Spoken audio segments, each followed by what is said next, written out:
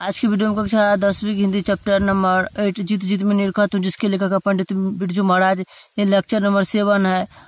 तो यहाँ से स्टार्ट करते। इसलिए आशिक तो नाच के ही होते हैं, मैं तो बेचारा उसका असिस्टेंट हूँ, उस नाचने वाले का। उसके बाद से तो खैर धीरे धीरे दिल्ली में स्कूटर भी खरीदा, फिर चला नहीं। हम लड़ गए खंबे में अपने आप ही। फिर डर के मारे मोटर खरीदी पुरानी, 2-4 दफे पुरानी खरीदी। फिर बैंक से लोन लेकर नई एम्बेसडर, फिर उसको बेचकर नई फिएट खरीदी। अब दूसरी फिएट है। अब तो ईश्वर की कृपा से काफ़ी सुविधा, काफ़ी कृपा है उनकी। लोग प्यार करते हैं मुझे बहुत, और मैं उस प्यार की वजह से ही इतना बड़ा हूँ, क्योंकि आपको आगे बढ़ने में अम्मा जी का बहुत हाथ है।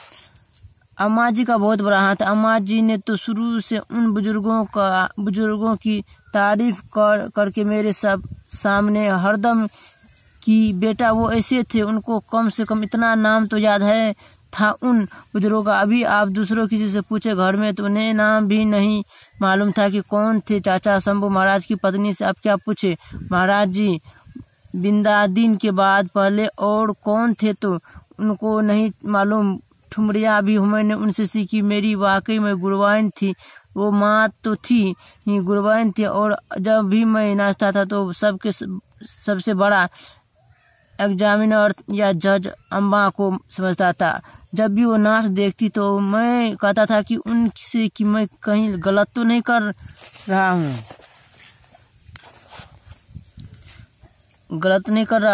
मतलब बाबूजी वाला ढंग है ना, कहीं गड़बड़ी तो नहीं हो रही। तो कहती नहीं बेटा नहीं, उन्हीं की तस्वीर हो, पर बेले यह तो मेरा नया क्रिएशन है, जो वो हरदम ऐसे ही कहती है। और लखनऊ के जो बुजुर्ग थे उनसे भी गवाही ली मैंने, चेंज तो नहीं लग रहा है। नहीं बेटा वही ढंग है, और तुम्हारा शरीर वगैरह टोटल ढंग वैसा ही है, बैठने का, उठने का, बात करने का, मतलब जैसा था उनका, बस यही। और जगह तो बहुत थी आने जाने की। हम बहुत लोकप्रिय है बम्बई में, कलकत्ता में। साउथ के लोग भी अब बहुत चाहते हैं मुझे, और हर डांसर के लिए चाहे थोड़ी देर के लिए गलत शब्द इस्तेमाल कर ले, पर दिल से अगर आप पूछेंगे कि ईमानदारी से बताओ तो दूसरा शब्द इस्तेमाल नहीं करेगा। वह यही कहेगा जो अच्छे हैं, मतलब अगर ईमानदारी से कहेंगे तो आप प्रोफेशनल जहाँ आता है तो 4 जगह बुराई करेंगे, उनका क्या आता है तो वे ऐसे ही बेकार आदमी है बढ़िया करता है, बस मैं अपना बुरा नहीं चाहूँगा, बस यही खास आदत है। आपको मंच पर कुछ अनुभव या स्मरण बचपन के या ऐसे अनुभव तो जो याद है आते हैं?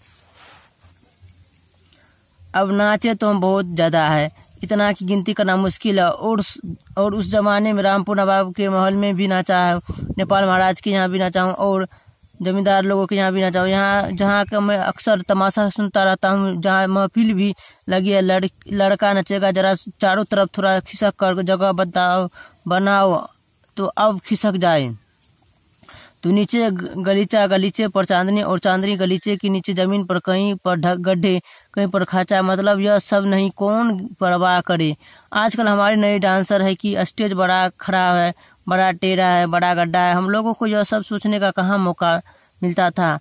अब गर्मी के दिनों में जरा सोचो न, एयर कंडीशन न कुछ, वो बड़े बड़े पंखे लेकर जो नौकर चाकर थे वो होंकते रहते थे, उनसे भी हाथ बचाना पड़ता था। नाचने में उससे न लड़ जाए, कहीं दूसरे की गैस लाइट जल रही है उसकी भी गर्मी। अक्सर रात में होते थे या दिन में भी होते थे प्रोग्राम। दिन में भी होते थे। भैरवी का प्रोग्राम जो कहा जाता है था, यह फायदा था कि रात को 1:30-2 बजे तक तो चलता था नाच वाच। उसमें थोड़ा भाव गीत वगैरह हुआ तो बहुत हुआ। ठुमरी भाव पर विशेष दिन, दूसरे दिन 10 बजे की महफिल, सुबह 10 बजे से 4 बजे तक भैरवी की एक प्रोग्राम कहलाता था। उससे समापन होता था। माने टोटल प्रोग्राम में यानी डांसर आ जाए तो सुबह से लेकर शाम तक। आज की वीडियो में इतना ही, पूरा कंप्लीट कर चुके हैं चैप्टर नंबर 8। अगले वीडियो में मिलते हैं ऑब्जेक्टिव क्वेश्चन के साथ। हमारा वीडियो कैसा लगा हो कमेंट बॉक्स में ज़रूर बताएं।